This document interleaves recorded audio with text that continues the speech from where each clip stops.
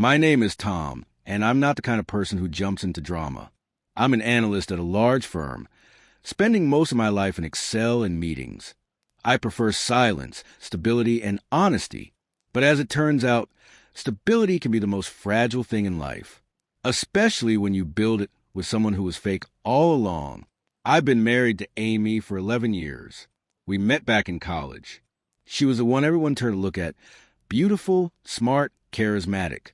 I was just an average guy. But for some reason, she came up to me at a party. We started dating, then got married. I thought our relationship was pure luck, that I was part of the fortunate few who found their other half. The first few years were genuinely good.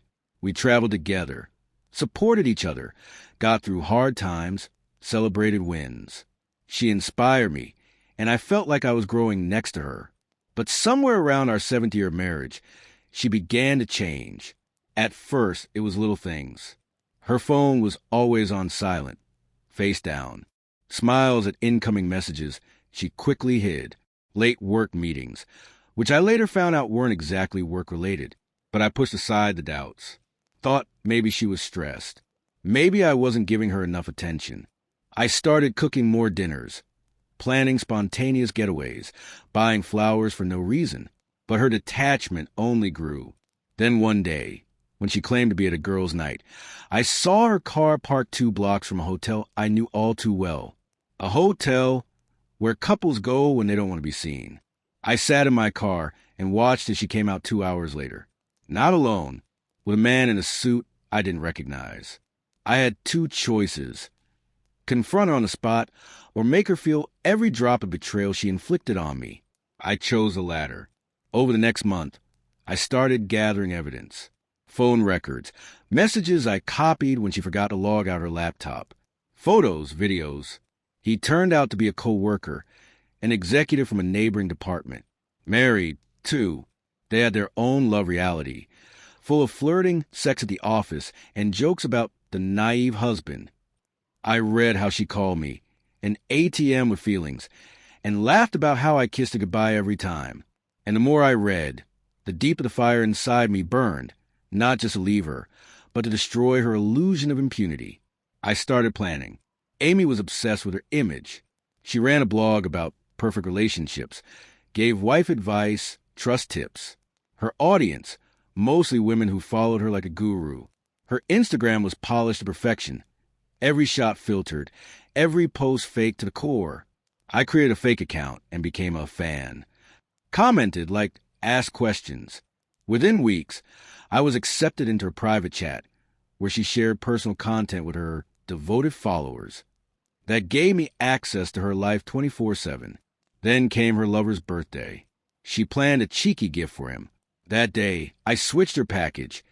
Instead of a mug saying, "You're my man," he got a photo album with printed screenshots of their chats. Each page with the date, time, and content. Hand-signed. With love from Thomas, the husband of the woman you're screwing. While they were dealing with that, I went further. I knew Amy had a big work presentation. She was up for a promotion and was to present to the board. I used my IT connections to make sure that, instead of her slides, a video compilation of their texts appeared on the screen. Everyone sat in stunned silence, especially when she said in the video, "He's my husband, but you're the one I live for." Those last words were met with a storm of coughing and stifled gasps in the room. She was fired the next day. But I wasn't done. I found the lover's wife through Facebook and sent her the dossier. We met. She cried. I stayed silent. They had 2 kids. A week later, she filed for divorce. By then, Amy had moved in with a friend, vanished from everywhere, blocked me on everything. But I still wasn't finished.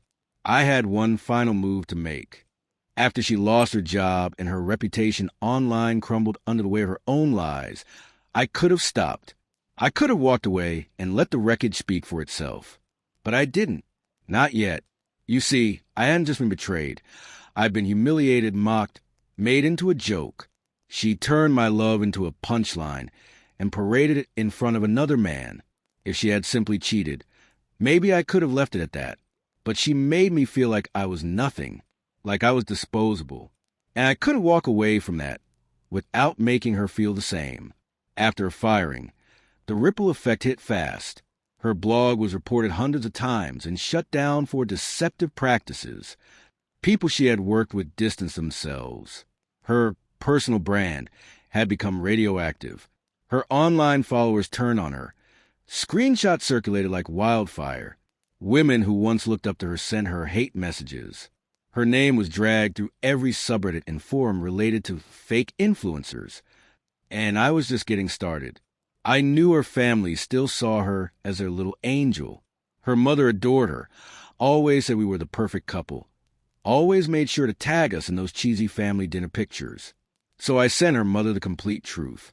Not just what she did, but how she talked about her own mother behind her back in her texts. Cruel, dismissive things. She's like a needy roommate. I help her just so she doesn't nag me. She's stuck in the 80s with her dumb family-first mindset. Her mother didn't respond, but I knew she saw it, because a week later, she posted a picture with her son, Emmy's brother, and the caption read, "So thankful for honesty and loyalty in family." That's rare these days. Cold, subtle, devastating. Then came the legal side. I spoke with a lawyer and was advised that I had ground for divorce on fault, adultery. And in our state, that mattered. We had a prenup, but her infidelity broke multiple clauses. I filed and included every documented piece of evidence I had. Emmy tried to call, not to apologize, but to explain. I didn't answer. Instead, I wrote a letter. It wasn't an angry rant. It was calm, methodical. I listed every moment she lied. Every time she told me she was with the girls, when she was really lying naked in some cheap hotel room with a man who didn't even care if she cried afterward. I told her I would never raise my voice, never beg again, never shed another tear for her. She had already taken enough. I ended it with this. I gave you my heart. You gave it away and laughed. Now you'll spend the rest of your life hoping no one Googles your name. She left a voicemail at 3 a.m. the next night, crying, apologizing, saying it was a phase, that she was scared of settling down forever, that she didn't mean to hurt me. I saved it, every second of it, just in case. Then I visited the HR department at my own company. You see, her affair partner, Jason, had just applied to a new firm in our building. Through back channels, I found out he had listed me as a reference, assuming I'd be too passive to say anything. I wasn't. I gave the truth, calmly and directly. I cannot in good conscience recommend a man who uses his authority at work to initiate sexual relationships with married subordinates, endangering workplace ethics and exploiting trust. He didn't get the job. Soon, I began to hear things, from mutual friends, from distant acquaintances. Emmy had moved back in with a friend, was doing odd freelance gigs, trying to rebuild her image. But it was like painting over a crumbling wall. The foundation was already rotten. But here's the part people don't talk about in revenge stories. What happens after? What happens when your enemy is shattered and you're standing on the ruins with no one left to fight? It started small. Sleepless nights. That buzzing tension in your chest when the high fades. I'd stare at the wall at 2 a.m. and wonder if I'd gone too far. I didn't feel proud. Not exactly. I felt hollow because, yes, I destroyed her. But in the process, I lost a part of me that used to believe in love, in loyalty, in second chances. Therapy helped. I started seeing a counselor twice a week. Talked about everything.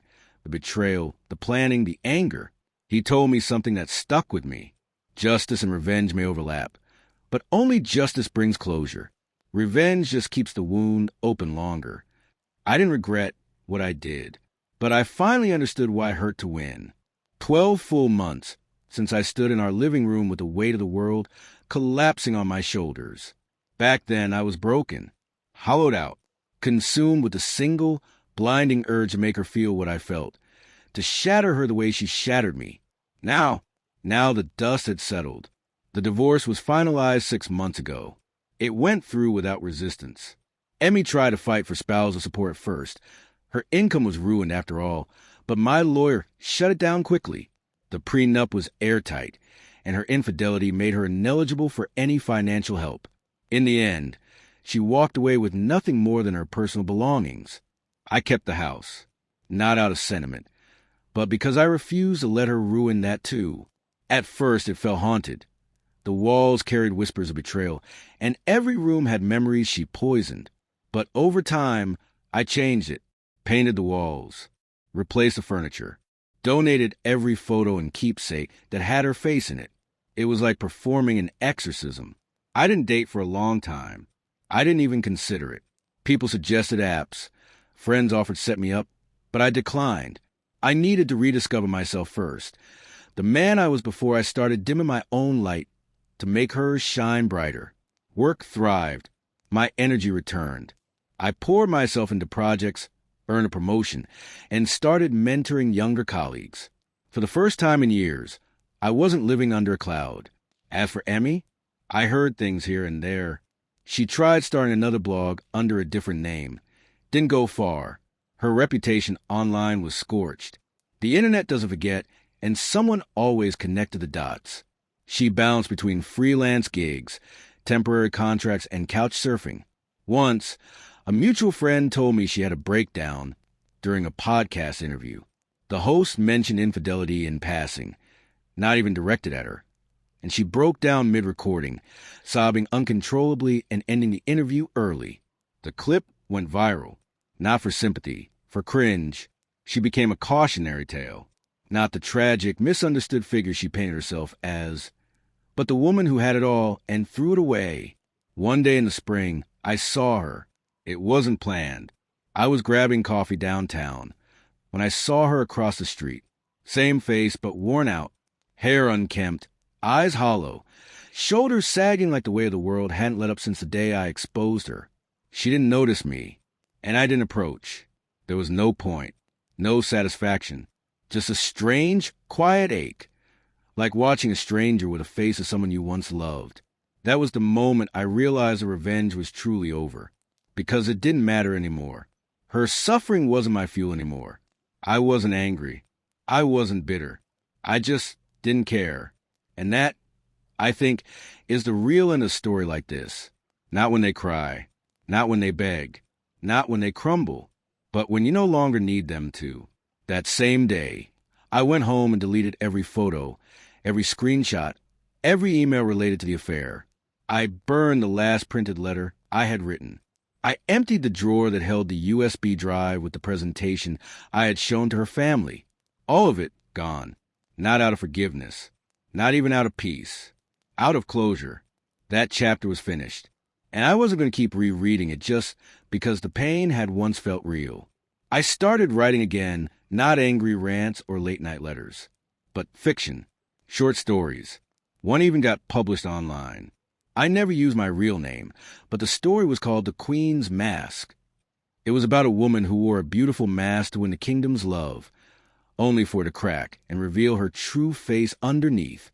It ended with the mask melting away in a fire, and the kingdom finally free from her spell. People liked it. Some said it felt personal. They weren't wrong. Epilogue. Sometimes I think about who I was before all of this. The man who trusted too easily, who loved deeply and naively. I don't think I could ever go back to being him. And honestly, I don't want to. That man was kind, yes, but also blind. And being blind to truth is not a virtue. Now I see clearly. I know the warning signs. I know my worth. And more than anything, I know that if someone can throw away your loyalty, they never deserved it in the first place. So if you're reading this and going through your own version of betrayal, remember this. You don't need to destroy them to win. You just need to survive them. And one day, you'll wake up, look in a mirror, and realize they no longer matter. And that's when you'll truly be free.